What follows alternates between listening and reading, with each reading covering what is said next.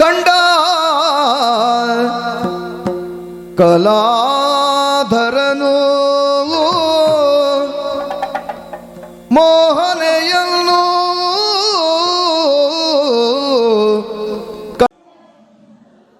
ನಮಸ್ಕಾರ ಭಾಗವತರೆ. ನಮಸ್ಕಾರ. ಶೀಗೆಹಳ್ಳಿ ಮೇಳ ಅಂತ ಹೇಳಿದರೆ ಯಕ್ಷಗಾನದ ಮಲೆನಾಡಿನ ಪ್ರಾಂತ್ಯದಲ್ಲಿ ಒಂದು ಹೆಸರು ಮಾಡಿರುವಂತಹ ಮೇಳ. ಈ ಮೇಳದ ಇತಿಹಾಸವನ್ನು ನಮ್ಮ ವೀಕ್ಷಕರಿಗೆ ತಿಳಿಸಿಕೊಡ್ಬೋದಾ? ಅದೇ ನಮ್ಮೂರಿನ ಯಕ್ಷಗಾನ ಇತಿಹಾಸ ಅಂದರೆ ನನಗೆ 77 ವರ್ಷ. ನನಗೆ 15 ವರ್ಷದಿಂದ ಮಾಹಿತಿ. ಆಗಲೇ ಸ್ವಲ್ಪ ಹಳೆ ಕಲಾವಿದರೆಲ್ಲ ಕಾಲಗತಿ ಆಗಿದ್ದರು. ಆದರೂ ನಮ್ಮೂರಿನ ಒಬ್ಬ ಪರಮೇಶ್ವರ ಭಟ್ರು ಹೇಳಿ ಸಾಧಾರಣ 85 ವರ್ಷ ಅವರೇ ಮೇಳ ಕಟ್ಟಿ ನಡೆಸಿದವರು ಅವರಿದ್ದರು. ಅವರಿಂದ ಎಲ್ಲ ಹೆಚ್ಚಿನ ಮಾಹಿತಿ ಸಿಕ್ತು. ಅವರ ಮನೇಲಿ ಎಲ್ಲ ಕಲಾವಿದರು ಉಳಿದುಕೊಳ್ತಿದ್ದರು. ಇಲ್ಲಿ ಕಲಗದ್ದೆಯಲ್ಲಿ ಒಬ್ಬರು ವೆಂಕಟಾಚಲ ಹೆಗಡೆ, ಗೋರ್ನ ಮನೆಯ ಒಬ್ಬರು ವೆಂಕಟರಮಣ ಹೆಗಡೆ ಭಾಗವತರವರು, ವೆಂಕಟಾಚಲ ಹೆಗಡೆ ಸ್ತ್ರೀವೇಷಧಾರಿ. ಆಮೇಲೆ ಕಲ್ಲು ಮನೆ ಅಂತ ಹೆಗಡೆ ಕಟ್ಟಾದ್ರೆ ಅವರು ದತ್ತ ಹೆಗಡೆ ಅಂತ, ಅವರು ಸ್ತ್ರೀವೇಷ ಪುರುಷ ವೇಷವನ್ನು ಮಾಡ್ತಿದ್ದರು. ಆಮೇಲೆ ಕೆರೆಮನೆ ವೆಂಕಟಾಚಲ ಭಟ್ರು ಹುಡುಗವಾಗ ಇಲ್ಲೇ ಕಲ್ತಿದ್ದಾರೆ. ನಮ್ಮಲ್ಲಿ ಮೇಳದಲ್ಲೇ ಇದ್ದವರು. ಹೆಚ್ಚಿನ ಅವರ ಯಕ್ಷಗಾನ ಅನುಭವ ಅಭ್ಯಾಸ ಎಲ್ಲ ನಮ್ಮೂರಿನಲ್ಲೇ ಆಗಿದೆ. ಅಲ್ಲಿಂದ ನಮಗೆ ಸ್ವಲ್ಪ ಬಳಕೆಯಾಗಿ ನಮ್ಮೂರಿನಲ್ಲಿ ಹೊಸ ಮೇಳ ಕಟ್ಟಿದ್ರು. ಅವಾಗ ಪರಮೇಶ್ವರ ಭಟ್ರು ಸ್ವಲ್ಪ ವಯಸ್ಸಾದ ಮೇಲೆ, ಅದಕ್ಕೂ ಹಿಂದೆ ನಮ್ಮೂರಿನಲ್ಲಿ ಈ ಆನಂದನ ಅಜ್ಜ ಭಾಗವತಿಗೆ ಮಾಡ್ತಿದ್ರಂತೆ. ಆಮೇಲೆ ನಮ್ಮ ಸುಬ್ರಾಯ ಹೆಗಡೆ, ತಿಮ್ಮಯ್ಯ ಹೆಗಡೆ ಎಲ್ಲ ವೇಷ ಮಾಡು, ಅವನ್ನೆಲ್ಲ ನಾನು ನೋಡಲೂ ಇಲ್ಲ. ವೇಷ ಇತ್ತಂತೆ ಪರಮೇಶ್ವರ ಭಟ್ರು ಹೇಳಿದ್ರು. ಅವ್ರನ್ನೆಲ್ಲ ಕುಣಿಸಿದವರು. ಆಮೇಲೆ ಗೋಪಾಲ ಹೆಗಡೆ ಹೇಳೋರ ಕಾಲದಲ್ಲಿ ಹೊಸದಾಗಿ ಮತ್ತೆ ಮೇಳ ಮಾಡಿದರು. ಕೋಡಗದ್ದೆಯಲ್ಲಿ ಒಬ್ಬರು ಮಹಾಬಲೇಶ್ವರ ಹೆಗಡೆ ಅಂತ, ಕುಂಟುಗಳಲ್ಲಿ ಒಬ್ಬರು ಸುಬ್ರಾಯ ಹೆಗಡೆ ಅಂತ, ಅವ್ರನ್ನೆಲ್ಲ ತಂದು ಇಲ್ಲಿ ಪರಮೇಶ್ವರ ಭಟ್ರು ಕುಣಿತ ಅಭಿನಯನೆಲ್ಲ ಹೇಳಿಕೊಟ್ಟು ಹೊಸದಾಗಿ ಒಂದು ಮೇಳ ಕಟ್ಟಿ ಒಂದು 50 ವರ್ಷ ನಡೀತು ಆ ಮೇಳ. ಈ ಹಳೆಯ ಮೇಳದ ಇತಿಹಾಸ ಅಂದರೆ 1930ರಲ್ಲಿ ಮಾರಿಗುಡಿಯಲ್ಲಿ ಯಕ್ಷಗಾನ ಸಮ್ಮೇಳನ ಆದಾಗ ನಮ್ಮಲ್ಲಿ ಆ ಮೇಳವೇ ಆಟ ಮಾಡಿ ಮೊದಲನೇ ಸ್ಥಾನ ಗಳಿಸಿದ್ದುಂಟು 20-30 ಮೇಳದಲ್ಲಿ. ಆ ದಾಖಲೆ ಉಂಟು, ಬಿಟ್ಟರೆ ಅದಕ್ಕೂ ಹಿಂದಿನ ದಾಖಲೆ ಗೊತ್ತಿಲ್ಲ. ಆಮೇಲೆ ನಮ್ಮಲ್ಲಿ ಮೇಳಗಳು ಹೊಸದಾಗಿ ಕಟ್ಟಿದ ಮೇಲೆ ಎಲ್ಲ ಕಡೆಗೆ ಆಗ ಹ್ಯಾಂಡ್ ಬೆಲೆ ಮಾಡುವಂಥ ಕ್ರಮ ಇರಲಿಲ್ಲ. ಅವರಿಂದ ಇವರಿಂದ ಹೇಳಿಕೆ ಮಾಡಿ ಆಟ, ಇವತ್ತಿಂತಲೇ ಆಟ ಅವರು ಎಲ್ಲ ಕಡೆಗೆ ಮಾಡಿದರು. ವೆಂಕಟಾಚಲ ಭಟ್ರು ಪ್ರಧಾನ ವೇಷಧಾರಿ ಆದರು ಆ ಮೇಳಕ್ಕೆ, 2ನೇ ಮೇಳಕ್ಕೆ. ಅವರು ಕರ್ಣ, ಆಮೇಲೆ ಸುಧನ್ವ ಇಂಥದ್ದನ್ನು ಸ್ತ್ರೀ ವೇಷನೂ ಮಾಡ್ತಿದ್ರು. ದ್ರೌಪದಿ ಪ್ರತಾಪ ಹೇಳೋದೊಂದು ಭಾರಿ ಮೆರೀತು ನಮ್ಮ ಊರಿನ ಮೇಳದಲ್ಲಿ. ಕಲ್ಲುಮನೆಯ ದತ್ತ ಹೆಗಡೆಯವರ ದ್ರೌಪದಿ, ನಮ್ಮ ವೆಂಕಟಾಚಲ ಭಟ್ರು ಸುಭದ್ರೆ ಭಾರಿ ಮೆರೆದು ದ್ರೌಪದಿ ಪ್ರತಾಪ ಮೆರೆದಿತ್ತು. ಹೀಗೆ ಮಾಡಿ ಕಡೆಗೆ ಅವರಲ್ಲಿ ಒಬ್ಬಿಬ್ಬರಲ್ಲಿ ಕಾಯಿಲೆಯಿಂದ ಹೋದ ಮೇಲೆ ಮೇಳ ನಿಂತು ಹೋಯ್ತು. ಆಗ ಮೇಳ ಬಿಡಬಾರ್ದು ನಮ್ಮಲ್ಲಿ ಹಿರಿಯರೆಲ್ಲ ಹೇಳಿದ್ರು.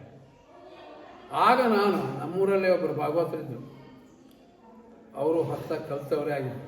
ಅವ್ರ ಜೊತೆಗೆ ಸ್ವಲ್ಪ ಭಾಗವತಿ ಅಭ್ಯಾಸ ಮಾಡಿಕೊಂಡೆ. ಮೇಳ ಕಟ್ಟುವಂತಹ ಸನ್ನಿವೇಶ ಬರಲಿಲ್ಲ. ತಾಳಮದ್ದಲೆ ಬದಿಗೆ ಒಲವಾಯಿತು. ನಮ್ಮ ಕೃಷ್ಣ ಭಟ್ರು ಕೆರೆ ನಮ್ಮ ಭಾವನೆ ಆದ್ದರಿಂದ ಅವರು ಬಂದರು ಇಲ್ಲಿ ಎಂದು ತಾಳಮದ್ದಲೆ. ಅವರ ಜೊತೆಗೆ ನಾನು ತಾಳಮದ್ದಲೆ ಸಣ್ಣ ಅರ್ಥ ಹೇಳಿಕೊಳ್ತಾ ತಿರುಗಾಟ ಶುರು ಮಾಡಿದೆ. ಆಮೇಲೆ ಕಾನ್ಗೋಟ್ ಕನ್ನಡ ಕೂಟ ಅಂತ ಒಂದಿತ್ತು. ನೆಬ್ಬೂರು ಭಾಗವತರು, ಕಿನ್ನೀರು ಅಪ್ಪಚ್ಚಿ ಅಂತ, ಕಿನ್ನೀರು ನಾರಾಯಣ ಹೆಗಡೆ ಅಂತ ಅವರು ಮೃದಂಕಾರರು. ಈ ಕಡೆ ಎಲ್ಲ ಅರ್ಥಗಾರನ್ನು ಕಾಸರಗೋಡು ಲಕ್ಷ್ಮೀನಾರಾಯಣ ಹೆಗಡೆ, ದಂಟಿಕಲ ಪಟೇಲರು, ಆಮೇಲೆ ಕೃಷ್ಣ ಭಟ್ರು, ಆಮೇಲೆ ಕೆರೆಕಾಯಲ್ಲಿ ಸುಬ್ರಾಯ ಭಟ್ರು, ಅವರು ಹೆಸರುವಾಸಿ ಅರ್ಥಗಾರರು, Shigemane N S Hegde, V T Hegde, Shige, ಇಂಥವ್ರನ್ನೆಲ್ಲ ಸೇರಿಸ್ಕೊಂಡು ಕನ್ನಡ ಕೂಟ ಅಂತ ಶ್ರಾವಣ ಮಾಸದಿಂದ ಕಾರ್ತಿಕ ಮಾಸದವರೆಗೆ ಪ್ರತಿ ಶನಿವಾರ ತಾಳಮದ್ದೆ ಎಲ್ಲ ಕಡೆಗೂ ನಡೀತಿತ್ತು. ದುಡ್ಡಿಲ್ಲ, ಕಲಾವಿದರಿಗೆ ದುಡ್ಡಿಲ್ಲ, ಊಟ ಹಾಸಿಗೆ ಕೊಡೋದು, ಭಾಗವತರಿಗೆ ಮೃದಂಕಾರಿಗೆ ಮಾತ್ರ ದುಡ್ಡು. ಅಂಥ ಕಾಲದಲ್ಲಿ 10 ವರ್ಷ ನಾನು ಆ ತಾಳಮದ್ದೆ ಒಳಗೂ ಸೇರಿದೆ, ಪಿ ಎನ್ ಭತ್ತೆ ಹಾಕಿದೆ. ನೆಬ್ಬೂರು ಭಾಗವತರ ಪದ್ಯದ ಪ್ರಭಾವ ಹೆಚ್ಚಿಗೆ ಬೀರ್ತು ನನಗೆ. ಆಮೇಲೆ ಭಾಗವತಿಗೆ ಸ್ವಲ್ಪ ಕಲಿತು ನಮ್ಮೂರಿನಲ್ಲಿ ಮಕ್ಕಳ ಮೇಳ ಮಾಡಬೇಕು ಅಂತ ಎಲ್ಲ 7ನೇ ಕಲಿತು ಪಾಸಾಗಿರೋ ಹುಟ್ಟರಿದ್ರು ಒಂದು 5-6 ಜನ. ಅವರು ಈ ರಜೆಯಲ್ಲಿ ಬಣ್ಣ ಪಡ್ಕೊಂಡು ಆಟ ಕುಣಿತಿದ್ರು. ಅವರಿಗೆ ಏನಾದ್ರು ಒಂದು ಗತಿ ಕೊಡಬೇಕು ಅಂತ ಆಲೋಚನೆ. ವೆಂಕಟಾಚಲ ಭಟ್ರು ಆವಾಗ ಅವ್ರಿಗೆ ಯಾವುದು ಮೇಳ ಇರಲಿಲ್ಲ, ನಮ್ಮಲ್ಲಿ ಮೇಳ ಇಲ್ಲ, ಕರದಲ್ಲಿ ಹೋಗ್ತಿದ್ರು. ಅವರು ದೊಡ್ಡದ್ದೇ ನಮ್ಮೂರಿನಲ್ಲಿ ವೆಂಕಟಾಚಲ ಭಟ್ರು ಕೆರೆಯಲ್ಲಿ. ಅವ್ರನ್ನ ಇಟ್ಟುಕೊಂಡು ಕುಣಿತ ಅಭಿನಯ ಕಲಿಸಿ ಅರ್ಥವನ್ನು ಬರೆದು ಮಕ್ಕಳ 1 ವರ್ಷ ಆಟ ಮಾಡೋದಾಯಿತು. ರಥಸಪ್ತಮಿಗೆ ನಮ್ಮಲ್ಲಿ ದೇವಸ್ಥಾನ, ಗಣಪತಿ ದೇವಸ್ಥಾನ ಇದೆ, ಮೊದಲ ಆಟ ಇದ್ದೇ ಇರ್ತಿತ್ತು. ರಥಸಪ್ತಮಿ ದಿವಸ ಮಾಡಿದ್ವಿ, ಸಾಧಾರಣ ಆಯಿತು. ಅದನ್ನು ನೋಡಿಕೊಂಡು ಇಲ್ಲಿ ತ್ಯಾಗಲೆ ತೇರಾಗುತ್ತೆ, ನಮ್ಮ ಫಿರ್ಕಾದ್ದೇ ಇದೆ ತ್ಯಾಗಲೆ ತೇರು. ಅಲ್ಲಿ ನೀವು ಒಂದು ಆಟ ಮಾಡಿ ಮಕ್ಕಳತ್ರ, ಹೀಗೆ ಆಟದ ಬೇಡಿಕೆಯೂ ಬಂತು. ಒಂದು 3 ಆಟ ಸೆಟ್ಲ್ ಮಾಡಿದ್ವಿ. ಒಂದು ಧರ್ಮಾಂಗದ ದಿಗ್ವಿಜಯ, ಒಂದು ಅಲ್ಲ ವೀರವರ್ಮನ ಕಾಳಗ, ಮತ್ತೊಂದು ಆಟ ಯಾವುದು ಸುಧನ್ವಾರ್ಜುನ. ಅದು ಸೀಮಿತ ಕಾರ್ಯಕ್ರಮ, ಅರ್ಧ ಗಂಟೆ ಒಳಗೆ ಮುಗಿಸಿ ರೇಡಿಯೋ ಕಾರ್ಯಕ್ರಮಕ್ಕೆ ಅಥವಾ ಹೊರಗಡೆ ಹೋದಾಗ ಬೇಕಾಗ್ತದೆ ಅಂತ. ಅರ್ಜುನ, ಸುಧನ್ವ, ಕೃಷ್ಣ 3 ಪಾತ್ರಕ್ಕೆ, ಬಾಕಿ ಅದಕ್ಕೆ ಮಾಡಿಕೊಂಡೆವು. ಅದೊಂದು 10 ವರ್ಷ ಮೆರೀತು ಅಂದರೆ ಎಲ್ಲಿ ಮದುವೆ ಆದರೂ ನಮ್ಮ ಮಕ್ಕಳ ಮೇಳದ ಆಟ. ಆ ರೀತಿ ಚೆನ್ನಾಗಿ ಮಾಡ್ತಿದ್ರು ಅವರು. ಮತ್ತು ವೆಂಕಟಾಚಲ ಭಟ್ರು ಚೆನ್ನಾಗಿ ಕಲಿದರು. ನಾನೇ ಭಾಗವತ. ಈ ಕಂಚಿ ಮನೆಯಲ್ಲಿ ಅಣ್ಣ ತಮ್ಮ ಇಬ್ಬರು, ಒಬ್ಬರು ಚಂಡಿಯವರು, ಒಬ್ಬರು ಮೃದಂಗದವರು ಸಿಕ್ಕು ನಡೀತು. ಆಮೇಲೆ ಅವರು ಕೆಲವು ಜನ ಕಲೀಲಿಕ್ಕೆ ಅಂತ ಬೇರೆ ಕಡೆ ಹೋದರು. ಆ ಸಂದರ್ಭದಲ್ಲಿ ನಮ್ಮ ಶೀಗೆಹಳ್ಳಿ ಮಕ್ಕಳ ಮೇಲೆ ಹೆಸರು ಮಾಡಿತು ಅಂದರೆ ಧಾರವಾಡ, ಬೆಂಗಳೂರು, ಆಮೇಲೆ ಕುಮಟಾ, ಹೊನ್ನಾವರ ಎಲ್ಲ ಕಡೆಗೂ ಆಟ ಬೇಡಿಕೆ. ಶೀಗೆಹಳ್ಳಿಯ ಮಕ್ಕಳ ಮೇಳ. ಆ ದೆಸೆಯಿಂದ ನಾನು ಶೀಗೆಹಳ್ಳಿ ಭಾಗವತರು ಅಂತ ಆಗೋಯ್ತು. ಅದು ನನಗೂ ಪ್ರಾಪ್ತಿ ಅಂದರೆ ಅದೇ. ಹಾಗೆಲ್ಲ ದುಡ್ಡಿನ ವ್ಯವಸ್ಥೆ ಇಲ್ಲ, ದುಡ್ಡಿಗಾಗಿ ಮಾಡಿದ್ದು ಅಲ್ಲ, ನಮ್ಮೂರಲ್ಲಿ ಯಕ್ಷಗಾನ ಇಟ್ಟುಕೊಳ್ಳಬೇಕು ಅಂತ. ಆ ಮೇಳ ಮುಗಿದ ಮೇಲೆ ನಾನು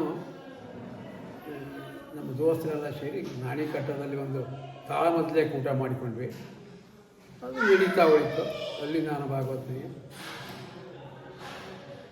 ಕಡೆ ಹೊರಗಡೆ ಅನಂತ ಚತುರ್ದಶಿ ಹುಡುಗೋಳದಲ್ಲಿ ಭಾರಿ ವರ್ಷ ನಡೀತಿತ್ತು ತಾಳಮದ್ದಲೆ.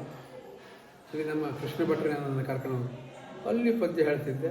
ನೆಬ್ಬೂರು ಭಾಗದಲ್ಲಿ ವಿಶ್ರಾಂತಿ ಕೊಡಲಿಕ್ಕೆ ನಾನು ಪದ್ಯ ಹೇಳ್ತಿದ್ದೆ. ಇಲ್ಲಿ ತೊಡಗುಣಿ ಅವೆಲ್ಲ ಒಂದೊಂದು ರಂಗಸ್ಥಳ ಇದ್ದ ಹಾಗೆ, ಕಲಿಯೋರಿಗೂ ಅನುಕೂಲ, ಕಾರ್ಯಕ್ರಮಕ್ಕೂ ಅನುಕೂಲ. ಆಮೇಲೆ ಇಲ್ಲಿ ಹಾಲ್ಕಣಿಯಲ್ಲೂ ಹಾಗೆ ಮಹಾಬಲೇಶ್ವರ ಮನೆಯಲ್ಲಿ ಭಾರಿ ವರ್ಷ ನಡೆಸ್ತಿತ್ತು. ಅಲ್ಲೆಲ್ಲ ಭಾಗವಹಿಸುವುದು ಹೀಗೆ ಬಂದಿದ್ದರಿಂದ ಇವತ್ತಿಗೆ ನನಗೆ ಶೀಗೆಹಳ್ಳಿ ಭಾಗವತರ ಮನೆ ಹಳೆ ಆಗ್ಬಿಟ್ಟಿದೆ ಹೆಸರು. ದೊಡ್ಡ ಭಾಗವತ ಅಲ್ಲ. ಆಮೇಲೆ ಯಕ್ಷಗಾನ ರಂಗಪ್ರಯೋಗದಲ್ಲಿ ಯಾಜಿಯವರು, ಕೊಂಡದಗುಳಿಯವರು, ಶಂಭು ಹೆಗಡೆಯವರು, ಗಜಾನ ಹೆಗಡೆಯವರು, ಮಾವಳ ಹೆಗಡೆಯವರು ಎಲ್ಲ ನಾವು ಭಾರಿ ಅವ್ರ ಆಟ ಬಂದರೂ ಬಿಡ್ತಿದ್ದಿಲ್ಲ. ನಾನು ಹೋಗ್ತಿದ್ದೆ, ಭಾರಿ ದೋಸ್ತರಾದರು. ಕಡೆಗೆ ಸ್ವಲ್ಪ ವಿಮರ್ಶೆ ಮಾಡುವಂಥ ಸಂದರ್ಭ ಬಂತು. ಶಂಭು ಹೆಗಡೆ ವಿಮರ್ಶೆ ಮಾಡ್ತಿದ್ದೆ ನಾನು. ನೀವು 10 ಸಾರಿ ಒಂದೇ ಪದ್ಯವನ್ನು ಎತ್ತುಗಡೆ ಮಾಡ್ತೀರಿ ಅದು ಅಷ್ಟು ರೈಸುವುದಿಲ್ಲ. 3-4 ಸರಿ ಇರಬೇಕು ಅದು. ಮೇಲಕ್ಕೆ ನೋಡುತ್ತ ಮನೆ, ಮೇಲಕ್ಕೆ ನೋಡುತ್ತ ಮನೆ, ಮೇಲಕ್ಕೆ ಎಂಥದ್ದು 3 ಸರಿ ಮಾಡಿ, 3 ನಮೂನೆ ಬೇಕಾದ್ರೆ ಮಾಡಿ. ಹೀಗೆಲ್ಲ ಇದು ಮಾಡಿ ಭಾರಿ ದೋಸ್ತರಾದರು ಅವರು.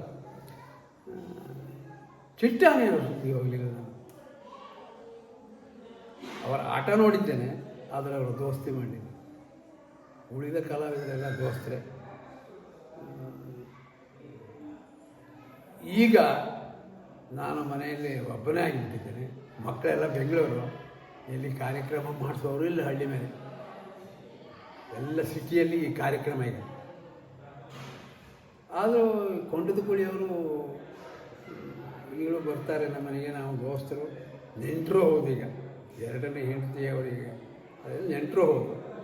ಎಲ್ಲ ಆಟ ಆದರೂ ಅವ್ರು ಫೋನ್ ಮಾಡಿ ಹೇಳ್ತಾರೆ, ಹೋಗೋದಿಲ್ಲ. ಈಗಿನ ಆಟ ನೋಡಲಿಕ್ಕೂ ಆಗೋದಿಲ್ಲ.